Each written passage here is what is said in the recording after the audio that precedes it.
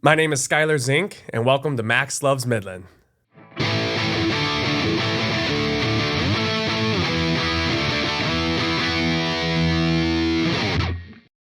Welcome back to the Max Loves Midland Show. I'm your weekly tour guide, Kevin LaDuke. And with me today is Skylyr Zink. And I'm so excited to have Skylyr with us today. Skylyr is a college advisor. He's a coach. And as we found out, I think he may have worn a bunch of other titles within his life. So welcome, Skylyr. How you doing? I'm doing really well. How are you? Very, very good. And we appreciate you coming into the big city of Midland today. And we joke all the time about Midland's size and population here. But what I love so much about having you on the show today is you're really hitting a point that we want to be involved in the entire county. And I think it's great that you are a college advisor both for Coleman and Meridian high schools. So we really appreciate having you on today and making that big drive over to us. Oh, yeah, a long one, but nonetheless, I appreciate the invite, and I'm happy to be here. Absolutely. So when people think college advisor, at least when I think college advisor, and this is nothing against the people that were my college advisors, but it's kind of a college advisor. You're going to come in and just talk to you a little bit about, hey, you need to go to school and college is important. But there's so much more to it than that. And what does your day-to-day kind of look like?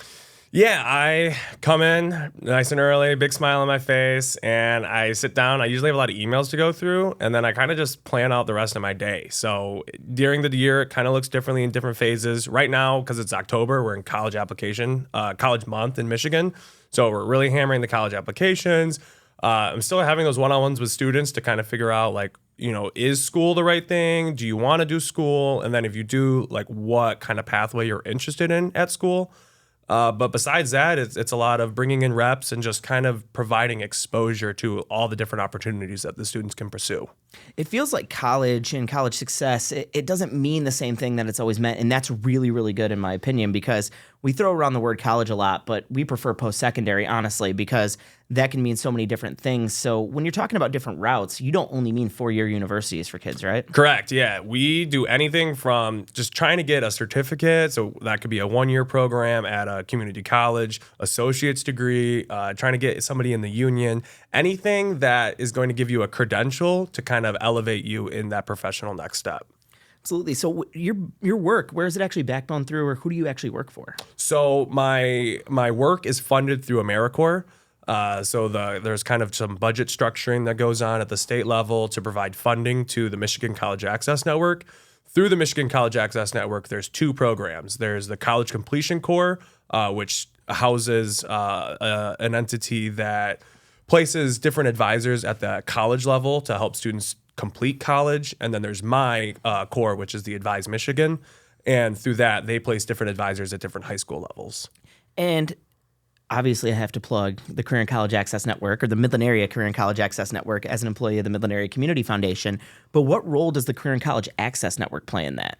Yeah, it's a lot of communication and support. So basically, I interact with the foundation to kind of help me narrow down more resources in Midland County and some different ways that I can use the county to my advantage when I try to navigate those one-on-ones with students. So whether that be different higher ed professionals at different institutions, or that could be community resources like the Michigan Works, like that program coordinator. It could be maybe some disability services. I mean, really anything that I'm not tapped into. Kristen at the foundation does a great job to help me with that. I joke all the time that my job becomes a lot harder because of how good Kristen is at her job. And honestly, I couldn't imagine anyone being better at that work. And we are so blessed to have her at the Midland Area Community Foundation. She's absolutely incredible and just has such heart for the work. And she really cares for you guys as advisors as well. And sings your praises all the time. And you're really doing tough work. And I think it's really interesting working in these rural communities. It's completely different than working in a town of 44,000. But I don't think that that's anything too challenging for you. You come from a rural, much like me, you come from a rural community yourself. So where are you from? Yeah, originally I'm from Manchester, Michigan. So it's about 20 minutes southwest of Ann Arbor. Really small. I joke that now we've been reclassified from a village to a town. So it's kind of like a thing we're kind of readjusting as a community. But yeah, big steps up. So 2,000 people, real small. And again, like Washtenaw County being a more urban area, being like the one rural town in Washtenaw County gave me some different experiences. So now when people think about Midland, they think about, a few things. They think about Dow, they think about the Tridge, they might think about Dow Gardens, they might think about the Whiting Forest Canopy Walk. When someone asks about Manchester, what is your thing? Well, we have the River Raisin, which is really Okay. big for us. But I honestly, the chicken broil. How could I forget? The chicken broil is our number one thing. We have people from all over the country come to the chicken broil. What is that?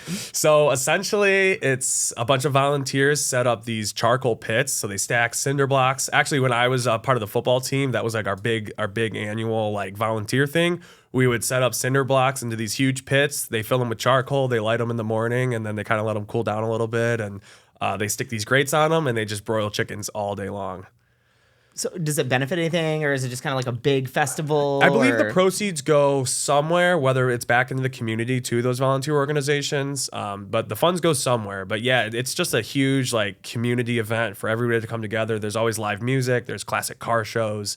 There's always ice cream, and it's a great way for different orgs in the communities to get involved. So I know like the Scouts programs get involved, and just like I think it's like the Lions Club and the Kiwanis Club. So anybody that can get involved will get involved. Well, it sounds like I need to get down to the chicken broil. That sounds amazing. You can't, it's always in July. I think it's the third Saturday of July. So you can't miss it. It's really good. All of a sudden, there's like no parking in town, and everyone's backed up on all the side streets. Yeah, you see, they do a drive-through too, and the drive-through's always wrapped around like the corner of the next street over, and it's a flooded event for the community. That's amazing. And you did K through 12 there? Is that correct? kind of Yeah, your whole life in that preschool, area? K through 12. Yeah. Awesome. And growing up, like what kind of stuff were you involved in, and what did that look like for you, your childhood in that area? Yeah, I grew up kind of just a little bit outside of Manchester, about halfway in between Manchester and then the neighboring town Chelsea, which is a little bit bigger than Manchester. Home of Jeff Daniels. Yeah, that's right. Yep, exactly. Good plug. Purple Rose Theater. Yeah. So I did a lot of things kind of in both communities. My parents are originally from the Chelsea area, and grew up their whole life there. In Manchester, mainly, I was involved in sports my whole life. So as early as I could be, I was doing soccer and t-ball, then eventually doing football, basketball, baseball, wrestling later on. So I was really involved in a lot of the athletics, but then I was also involved in different community things. So I went to church in Manchester, involved in that. And then I also would do like drama club in high school. So I was kind of I band in high school. I had my hands in everything. It's awesome. Like a man of many talents, and obviously excelled in a few of those areas, and one of which is football. So when did you kind of realize, like, I might have a little bit of something here? Was it right from the beginning? Did you always excel in that space, or did you hit some massive growth spurt when you were like 15 or something? No, I would say I was always a bigger kid. I was always taller, a little bit heavier than most of the other kids. And during the first couple years, I was super raw. So it was like I needed to be really coached up and kind of just figuring out who I am as a football player. And then probably around middle school. So that would have been like 2 to 3 years in the program. Really raw? You were like in third grade. Right, exactly. I'd never done I'd never done flag football. So I'm like, how do I tackle? What is football, right? So I was like, I needed to be really coached up in a lot of those things. And then once like 5th grade hit, I really felt like I was kind of different on the football field. And then in middle school, it kind of like got dialed back a little bit. And I was playing with all my friends. But then in high school, my freshman year, at the end, I got moved up to varsity for playoffs along with another handful of guys. And I think at that moment, I was like, okay, I'm different than some of the other players. But opportunities to pursue that beyond high school really didn't come into my mind until post my high school football season. Well, and as it is, like, you're in a small town, you got to scrap and claw for everything you have. And I'm sure that's an example that was set from you from a young age is if you want to go for something, you have to go after it because no one's going to hand it to you. Whereas a lot of bigger communities, you've got, eyes on you a little bit more. They're coming to you organically. Sometimes your resources are a little bit easier to find. Yeah. But in rural communities, I think it helps you out in your work as well. But specifically around football, what kind of hustle did you have to put forward in order to go to that next level and play at a collegiate level? Yeah, it was a lot of meeting with different coaches, contacting coaches. So right after my season, I kind of spliced up a little highlight reel, and I was just emailing coaches left and right, being like, this is who I am, this is my GPA, this is what I'm involved in, here's some of my highlights, how can we keep the conversation going? And I probably sent like 10 of those emails out to different schools in Michigan and kind of the Midwest area. Was a large large component of you going to college and playing football was that understanding that you were also pursuing a 4-year degree? And was that part of your pitch to different schools? Yeah, so I knew right away I wanted to do a 4-year degree. I had a good idea that I wanted to study. So I studied political science. I had a good idea I wanted to do that since entering high school. Awesome. So it was always like, what school has that program? What has that program and does it well? And then where else can I play football at? Was the big goal ever to be in politics? Sometimes a little bit, yeah. And I still play around with that idea of like, hey, like local politics might be calling my name. I held a lot of leadership positions and I really like to help people. And so I would love to get my hands dirty in a small community and really be hands-on in an area. But I feel like I'm far removed from that right now. But, I keep it back in my mind just in case one day it's something of interest. Sometimes we're just leaders in different ways, right? Right. So you take that journey from your rural community, and now you're in a couple other rural communities supporting them for post-secondary success. But in between that and your college space, you went to another very rural community as well, and a much smaller school. So how did you land on your college of choice? It really came down to a couple factors. Obviously, football was a big one, right? But academics was another one. I remember I did tours at both places, and I remember sitting down and being like, what feels most home to me? And when I was chatting with different people in the athletic department at Albion, they knew about Manchester. They knew my head coach and athletic director pretty well. So there was a lot of like, yeah, we know like kind of the area you're coming from. We know people in that area, whereas some of the other schools I was looking at never heard of Manchester, never heard of the people in my community. And so I was like, wow, like I want to go somewhere where people kind of already have an idea of like what I'm about, Well, that's awesome. And I know you spent 4 years at Albion, and you played football all 4 years. Yeah. I was actually a 4-year letter, varsity letter. So I made the travel bus my freshman year and never looked back after that. Is there a lot of the travel bus? Is there a lot of competition freshman year to not get redshirted, or what does that look like? Yeah, the redshirt process. I don't necessarily know what goes through the coach's mind, but I think it gets reserved for certain players and mainly for injury at that level. I think if you get like a really bad injury your freshman year, then they'll redshirt you. Otherwise, you do still have eligibility, I believe, beyond like if you don't play an X amount of games and you don't get redshirted, I think you still might have that extra year of eligibility. But for the travel bus, there was a lot of competition. So, we have a roster of maybe 100 or a little bit more than that, and we can only take 75. And so, you got 30 guys that are competing to try and not be the guy that gets left behind. Well, that's amazing. And you play highly competitively there at Albion. And what are some of your favorite memories of playing college football, and anywhere that really excelled for you, or any big games? Yeah, we won 2 conference championships, was a really big deal for us. I would say 2 of my favorite memories was one where we hosted a playoff game, and we hadn't hosted a playoff game, I believe, since the 90s. So that was a really great experience to be a part of, to see like it's a whole different process for prepping to play in a playoff game and a whole different process for hosting a playoff game. And so it's just seeing like the different credentials that you had to have as like a coach, and different credentials. Like no student could get in for free anymore. Everybody had to pay for a ticket. So a lot of those things were just really a lot of buzz and a lot of energy around. And then I would also say winning our COVID year conference championship, which was in the spring. So we played football in the spring, and then we came back in the fall and played again and won another championship. And so just having that run back to back was really special. What did recovery look like for the players? I mean, you're playing 2 seasons separated by a couple months, and that's not normal. So was it different, or was there was a little less games, so that made it nice. I believe we only played 5 games, I want to say. So there was less, which was great. And then over the summer, that was really when the recovery started. So as soon as we ended in late spring, it was okay, let's get your bodies right, do this summer weightlifting program so that by the time you hit campus in the fall, you can be mostly fully recovered and ready to go.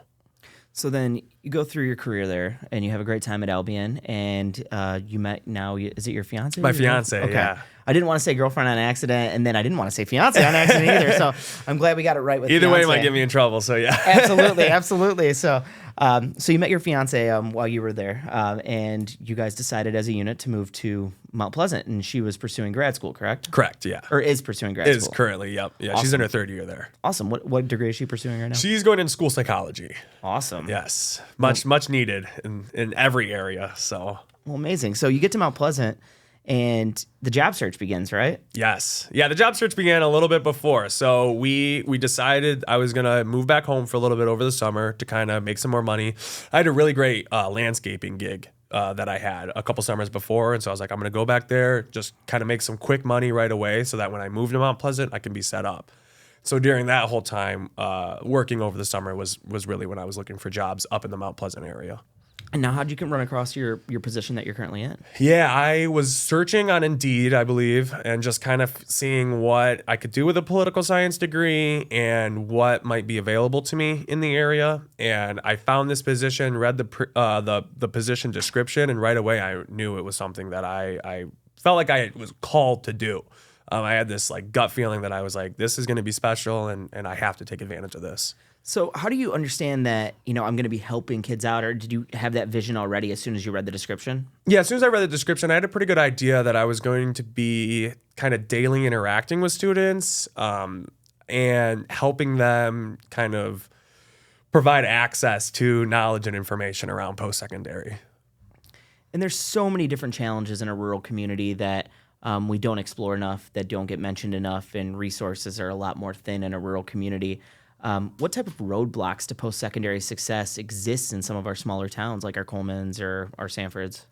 Definitely access to them, just access in general. So whether that be transportation, a lot of these, you look at a school like Delta College, who, for Midland, that's only a stone's throw away, especially having the downtown campus right here. Well, a lot of students, that might be a barrier to have to drive 30 minutes. Who, a lot of students might not have a car, might not be working currently. Also, I would say access to resources. So while we do a great job at both schools partnering for either middle, early college opportunities or dual enrollment opportunities, it's just, those aren't as robust at the smaller schools due to funding or whatever, In a couple episodes ago, I had Katie Traska-Miller on the show, and Katie works in my office. And during Neighboring Week, she took a batch of Neighboring Week signs over to Coleman and gave them to their business association to just kind of pass out. The joy that they expressed from just being included and invited in with just a simple arm around them to say, you're a part of this. I mean, they're an important part of Midland County, but sometimes we look at Southeast Midland County and we just get wrapped up in where we're sitting at, and we have this pipeline. US 10 goes to I-75. I make the joke about how we're basically the edge of the universe, and that's just not true. People are important, and we have to care about them and let them know that we care about them. Do you find that just that little bit of additional love and that a little bit of additional attention goes a long way? Oh, 100%. Yeah. So I know we recently in Coleman, through the Career and College Access Network, opened up the Coleman Postsecondary Hub at the Family Center, which is kind of right on the campus of the school. And that couldn't have been done without a whole county effort, bringing in different players from the county, really relying on the Coleman Business Association for that. I think that success is broad scale success requires all hands on deck. You can be successful in your own community doing things, but to really tap into the most resources you possibly can, it has to be a large group effort. And I know we really focused on the Reconnect program in Coleman as well. And, your work specifically is with students that are in high school right now, but can you talk a little bit about that Reconnect program as well? Yeah, so the Michigan Reconnect, this is kind of like a shameless plug right now. The state is readjusting the period. So now if you're 21 or older and you don't have a degree, a college degree, you can go to college for free now at a community college. Well, the state in December is changing that and moving that age back up to 24. So now's your time. If you're between 21 and 24, go get that education at either Mid or Delta. But that, I think, is a really great program that the state's doing. All of it's wrapped into the goal of achieving 60 by 30, which is 60% of Michigan having a degree or some credential by 2030. That's awesome. And those hours for the Coleman Post-Secondary Hub, they're always on the Max Loves Midland calendar, which we absolutely love. Yes. And shameless plug, we just passed 3,000 events. So go check that calendar out. We're pretty excited about that. But yeah, if anybody has any questions and they want to speak directly to somebody in the Coleman area, they can do that by accessing the Post-Secondary Hub. Yes. Yeah, I know SVSU comes, Delta comes, the Legacy Center. I mean, it's different people from all different types of spaces. So I know there's financial literacy, there's technology literacy, there's advising to get your GED. I mean, there's so many different resources out there. Hey, my 85-year-old grandpa is over there in Coleman, so he doesn't fall in that 21 range or the 24, but I mean, he's up there a little bit. Maybe we'll get him to go back to college. There we go. Yeah, it's never too late. Like, hey, Gramps, go ahead and let's get you in there. But that's awesome. We appreciate all the work that's going on in Coleman, but you're also focusing on Meridian as well. And I know that there's a little bit of a friendly rivalry there. Not even in the same conference anymore for sports, but going back in the day, we were all Jack Pine Conference years and years ago. But you're coaching at Meridian, correct? Yes, correct. Yeah, the varsity O-line coach. You're the varsity O-line coach. Yes. So coaching over there, do you get a little bit of that crap from those kids in Coleman, or does it kind of happen both ways? I definitely say it happens both ways. I think all of it is in the love of Midland County, right? And so, everywhere has things to say about somewhere else, right? And so there's always I'm just like, yup. And then, at one school and then at the other school, I'm like, yup. So, it's a lot of just trying to, I work at both schools. So obviously both of them are my favorite, right? So it's kind of like when you got two kids and oh, am I your favorite? Oh, am I your favorite? It's like, I love you both equally. So I definitely got a lot of that going on. Now, what did you learn from coaching high school football that you didn't necessarily have from playing football? There has to be a different feeling that goes into that. Yeah, there is a huge different feeling. I would say some of the things I learned is not everybody knows everything. So we have kids that, some of them, this might be their first year playing football. Some of them might have played, stepped away, and come back. And so it's trying to coach while understanding everybody's at a different level. Not only athletically, but, mentally as well. I would say playing collegiate football, we're all on campus. We're all kind of getting that same student experience. So I kind of have an idea of what my peers are going through. But I don't know what a kid's going. One kid might go home and go right to bed or, go home, have both parents. One kid might have to go home, fend for dinner for themselves, cook dinner for their younger siblings. So it's just understanding that, while, yes, this is an extracurricular that, obviously pretty important in my mind, these kids have much more going on than just, that 2 hours on the field or those 8 hours a day at school. And so taking my approach to coaching, I have to, coach one way, but then also I have to adapt my coaching style to kind of encompass all of the players. Do you feel like your work feeds the way you can coach, and the kids that you coach can feed the way that you can do your work? Yes, I noticed it a lot more this year than I did last year. But I feel like coaching's kind of a cheat code for my work because that already breaks down. Right in August, I get to work with the students, right, and the players. And so that kind of propels me and launches me into that relationship already starting off. And so, at practice, they'll be like, oh, Coach Zink, I'm thinking about going to college. Can we set up a time to talk? And I'm like, yeah, shoot me an email and I'm happy to talk with you about it. And so I kind of get I get to plug my work in a little bit with them during the practice.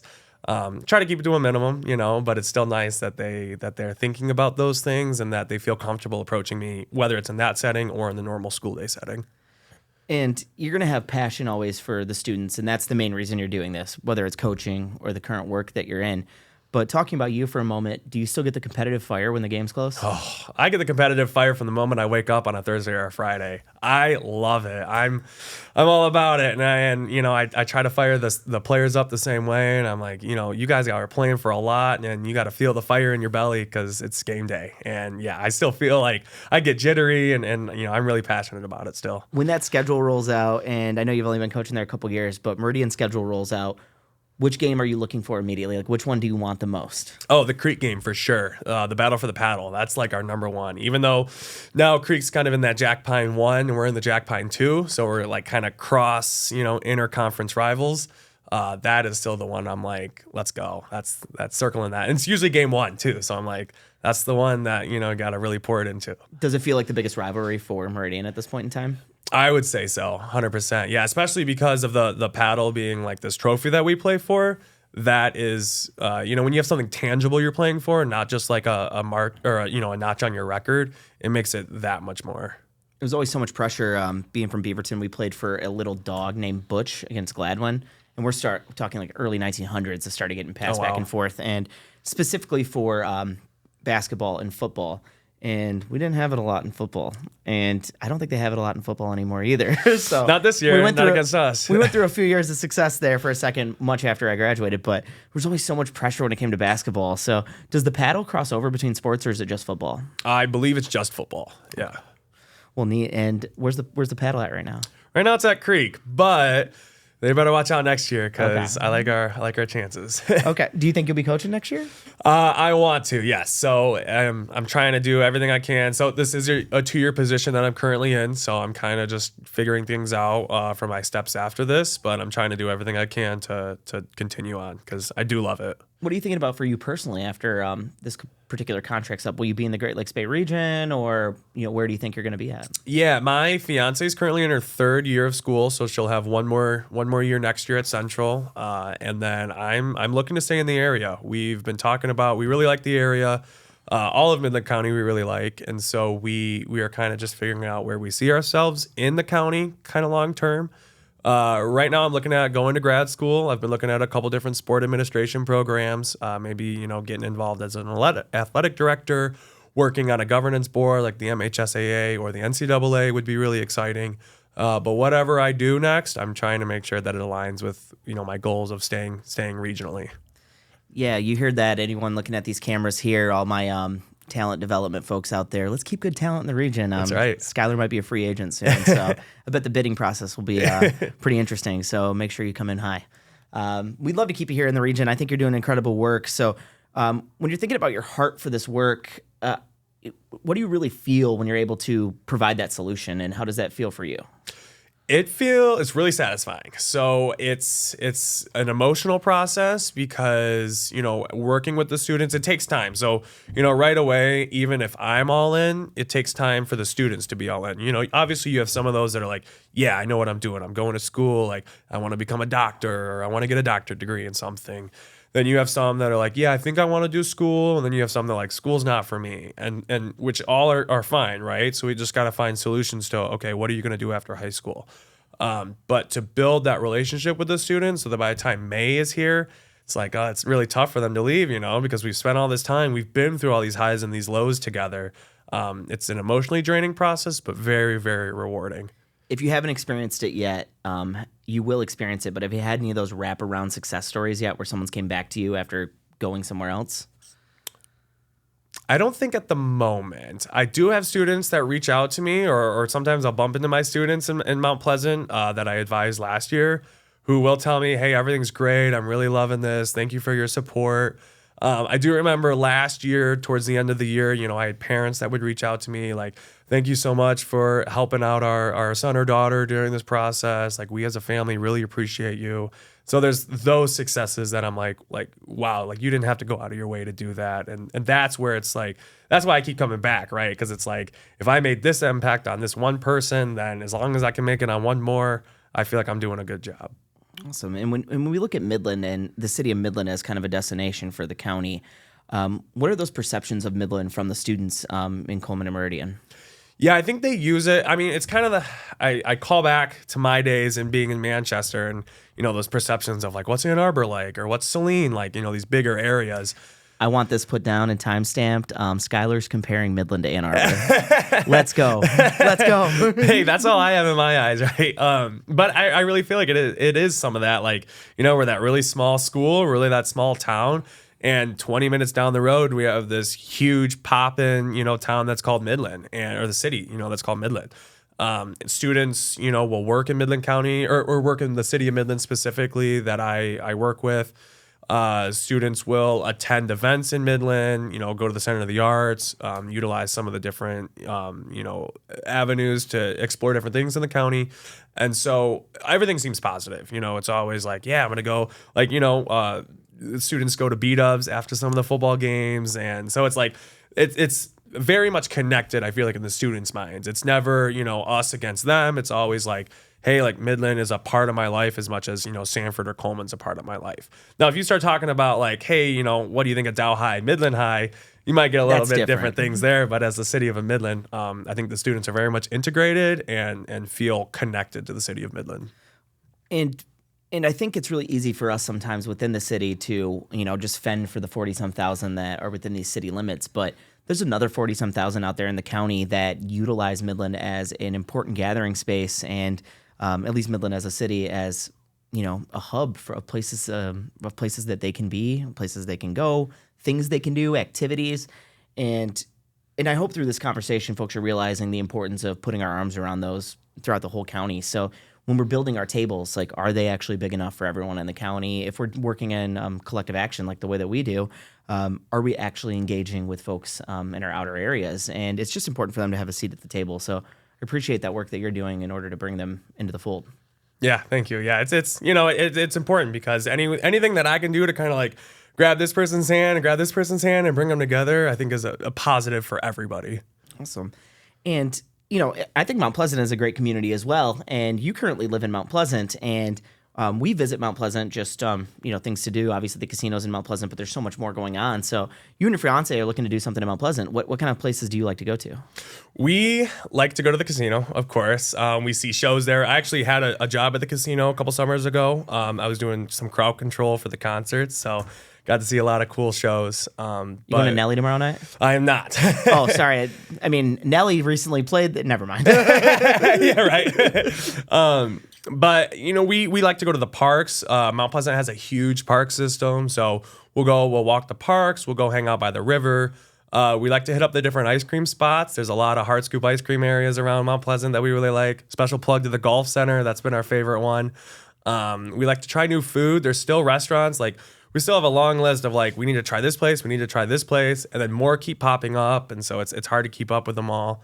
But anything that we can do that's like programming events in Mount Pleasant. So we like to go to festivals. We like to go to, if they're bringing in, like they brought in a comedian show, like a comedy show at the theater down there. So we went there to watch that, and anything we can kind of just experience to get kind of that big city, also that college feel. We're both from more rural towns, and so we just kind of love being thrown into the mix of as big of a city as Mount Pleasant and Midland both are. That's awesome. So if we're traveling over to Mount Pleasant, where are some of your favorite places to eat? Give me 2 or 3. I would say the Brass, Woodshop Social, and if you want some good pizza, check out the Cabin. Awesome. Yeah, Cabin Pizza is so good. Yes. Well, and what kind of other stuff? I mean, like, it hits a Sunday. What are you turning on when it hits Sunday? Football, especially this time of year. Yup, we got the four different screens going. I'm watching on my phone, my laptop, anything I can do.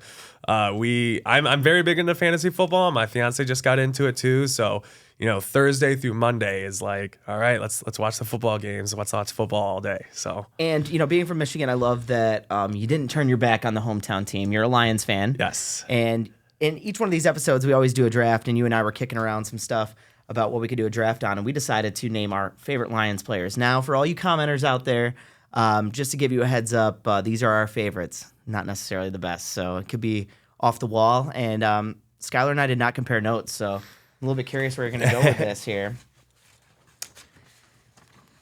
So all our Lions fans out there, hope you're keeping track at home too. Feel free to eviscerate us in the comments. But let's get it started here. If you're going to start naming your favorite Lions, I'll give you the first pick. Okay, first pick. I would say right off the bat, Penei Sewell. Oh. Modern guy right now. Just got him out of Oregon.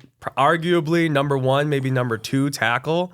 As an O-lineman, I kind of embody that lineman energy, and I think he's going to be a menace on the O-line for many years to come. Amazing. So I was not expecting you to go current Lion. I was expecting you to go with the guy that looks like it's going to be my first pick now, Calvin Johnson. And I put him in my, I think he was in my receivers draft at one point too. But yeah, so I mean, I got to take Calvin number 1. It's just a certain time, a certain place. I wish he would have had a little more success, but yeah, I think he has like a marijuana farm or something now. I don't know what Calvin's up to, but yeah, I mean, Jersey's up there on the Wall of Fame. So. Yeah, very successful, very fun to watch too. Megatron holds a special place in every Lions fan's hearts for sure. Yeah, and that's my front runner pick. So okay, go ahead and go for your number 2. My number 2. I'll do it. I'll take Barry. I'll take Barry Sanders. The GOAT. Yep, kind of have to. I actually just recently bought this little Barry Sanders plaque that has all of his like MVP awards and all of his, running back awards and things on it with his little card. And, he's an electric player that I wish, they say that there's a couple of people that kind of emulate his game, but, the NFL was so different in that, and college football was so different in that era. I think he's a once in a lifetime talent. This is gonna be a controversial pick here. So with my number 2, I'm going with the most successful quarterback in the Lions' modern era, Jared Goff. Ooh. Now that's the hot take. I like it. But Jared Goff did in about a 1-week period what Matthew Stafford never did: win 2 playoff games, let alone 1. So Yeah. I'm going with Jared Goff. Okay. So Kelly Stafford, stay out of the comments. I like that pick. For my third, I will say Golden Tate.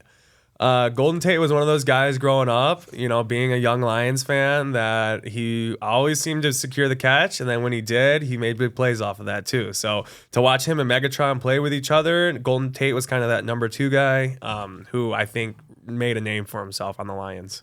I'm going with a guy now that's been in the record books all over it. And he did it thanks to his leg. Jason Hansen. I'm gonna pick a kicker here, but Hansen, for a long time in very, very, very dark days, was about the only thing you could point to on the stat sheet. Sometimes if we could get it close enough for him to drill one. Yep. So I'm going with Jason Hansen for my number 3. I like that. Well, I'm going to piggyback off of that. For my number 4, I'm going to go with Matt Prater. I think Matt Prater is one of those really solid kickers. He's still in the league today. But when he left the Lions, he kind of had that break of heart moment to where it's like, what are we going to do? I told Kevin, I think special teams is really, really important. And so, oddly enough, we both pick a kicker in one of our picks. But I definitely think that Matt Prater makes a difference when he's on the field. It was the one area we never had to worry about because right after Hansen, we went into Prater. Yeah. Like, it wasn't immediate, but it was really close. I think it might have been a season in between or something, or even if it was that, it might have been immediate actually. But going from Hansen to Prater, and then the last few years, like having to kind of scrap a little bit here and there, and they've been fine. But we'll see what Jake Bates can do. But I mean, looking at those 2 picks, I think that's interesting. So we're already to number 4, aren't we here? Let me see who I'm going to go with. And again, we're talking favorites. This is going to be an interesting pick. I'm going with Luther Ellis. So Ooh. Luther Ellis, they called him pass rushing Luther. Okay. Luther was a defensive player in the early 2000s. So some of my first memories watching the Lions, but he'd always show up to the Crime Stoppers games. I don't know if you ever remember, like they'd come play your local Crime Stoppers crew. And he always wanted to take pictures, and he always super nice to everyone. And occasionally at Ford Field, I'll see a Luther Ellis jersey walking around, and I'm like, no way. That's really cool. So I'm going Luther Ellis. So that's my 4th pick. That's great. I'm going to go Tony Scheffler. Ooh, same era, similar era. Yep, same era. So he, kind of a hometown hero, Chelsea High School graduate. Oh. Tony Scheffler would always come. We used to do like a staff for Detroit Lions basketball games at Manchester High School and things like that. So any kind of local programming, Scheffler was always there. And I think, even if he wasn't one of the all-time greats for the Lions, I think he's like one of those all-time, you really connect with him, especially, being a local guy. All right, so 5th pick, I'm looking around here, and I'm trying to figure out where to go. I didn't pick anybody current, and I thought that was weird, but I don't know if I'm going to go that way or not, so I apologize to Gen Z. And then, I look across the board here, and I didn't pick Stafford, so I apologize to millennials. And then I'm definitely not about to pick Bobby Lane, Billy Sims, or any of those guys that I didn't watch play, so I apologize to Gen X as well. But I'm going to go with, and I've mentioned Detroit City Football Club on this show quite a few times, and I love going to Detroit City Football Club matches. And this next guy is one of the only Lions players to ever show himself at Keyworth Stadium in Hamtramck. Came down, held the smoke a little bit, and stopped by more than once. Wish him well in his very fresh retirement, but Marvin Jones Jr. Oh, yeah. So, okay. Marvin Jones Jr. always had a little bit of that extra flair, rocking the nose ring, doing his thing, but thought he was extremely likable. So if we're talking favorites, I'm going MJJ. I like that a lot. That's a great pick. Definitely a top favorite. So where are we going to land at the end of the season? We did a Lions draft. Like, how do you feel like this could end up? Are you in the Super Bowl camp, or where do you sit with the power rankings? I'm definitely in the Super Bowl camp, I think. I think things look good. I still think that a lot of people think Kansas City is all that. But, obviously coming from a big Lions fan, you want to see them do well. We got the experience of last year, and we have almost everybody back. Even with Hutch going down, I still like our chances. And we could make another move. I mean, even by the time this comes out. Actually, now that you guys are all listening to this, we're so excited that Max Crosby is now a Detroit Lion. Right? Let's go. No, we have no idea what's going to happen. Yeah. Could be Micah Parsons. Could be, Exactly. Myles Garrett. So, see if they make a big move, and I anticipate we will. The window's only so long in football. I'm just deathly afraid of now the expectations. Yes. I don't know how you feel watching Lions games. I almost feel like I'm more stressed now than I used to be when we're fringe playoffs or just Yeah. kind of on the outside, barely looking in, because things happen. It doesn't ruin your day. I feel like the one Lions lost so far this year, it just ruins the entire day. It It's just does. like a monster. Like, Yeah, it's like don't talk to me, don't call me, I'm turning my phone off. Yeah, that's funny too, because I think when you're historically playing one way, or when your records are historically going one way, and then all of a sudden you prove to everybody that you can do it, now that's the expectation, right? So now our expectation is, okay, you better be in the second round, you better be making the Super Bowl, right? And so if it's not, now it's like, oh, what happened? You just did that, right? So I think everybody has it in their mind, especially like I thought last year was Super Bowl or bust. Now even more, it's like Super Bowl or bust. So. Yeah, absolutely. It's the time is now for Yes, sure. So, yes. And that's it. That's another sports corner here on Max Loves Midland. We're becoming the unofficial sports show here in the city of Midland and in the county of Midland. So we're excited about that as well. But Skylyr, I appreciate you being with us today, and I'm still going to ask you the golden question that we ask absolutely everyone here, and I'm really looking forward to hearing your perspective because it's going to be a little bit different than my guests that I've had on the show so far. But looking forward to the future of Midland, what are some of your hopes and dreams for our community and the community that you currently work in? Yeah, great. I'm excited to share this. I think that my hopes and dreams for the county is to just be on board, to buy in, and to all together support every corner of the county. I really think in order to experience success countywide, it comes from everybody helping each other out. That's sharing resources, that's sharing people, that's sharing ideas. When everybody's involved, I think only good things happen from that. And so, especially from a career in college, access standpoint and lens, finding more ways to just provide more opportunities to some of our more rural students that, those same opportunities might be happening to kind of those bigger schools here in the county. Well, awesome. And I really appreciate the support that you're providing to our young people throughout Midland County. I think it's really hard not to get emotional about this kind of work, especially because there's such large impacts with the future of society, for the future of this community, and the work that you're doing. It's absolutely amazing. And every time I hear about Skylyr, everyone talks about the smile that we're seeing right now. Everyone talks about how you light the room up, but you just work hard and you care. And I think that that is so needed out of folks that are setting the example for young people. And career and college advising, a lot of it's a thankless piece. But I hope you feel a little bit thanked today because you are so appreciated, and the work that you do is talked about all the time, and not just you, but the other advisors you work with as well. So thank you so much for being with us here today. Thank you, Kevin. I really appreciate it. Thank you for this opportunity. Awesome, and thank you guys for being here with us today. It's been another great episode of the Max Loves Midland Show. This is now episode 13. I can't believe it. So if this is the first time you've listened to the show, and you listened to it specifically because you knew I had an awesome guest like Skylyr on, I swear, we've had 12 other great ones as well. So please go back in the archives and watch those shows. We definitely appreciate everything that we get here at JNC Media. They work really hard to help put these shows together, and the product deserves to be watched, so share them with your friends and family. Also, utilize the Max Loves Midland calendar. Over 3,000 events now. That's absolutely amazing. This work cannot be done without all of us coming together for this collective impact, so make sure you're using that calendar, and you're accessing all your resources here in Midland County, and you're sharing this out. And we will see you next time on the Max Loves Midland Show. And as we always say, if you're building a bridge and it doesn't work, just build a tridge. Thank you.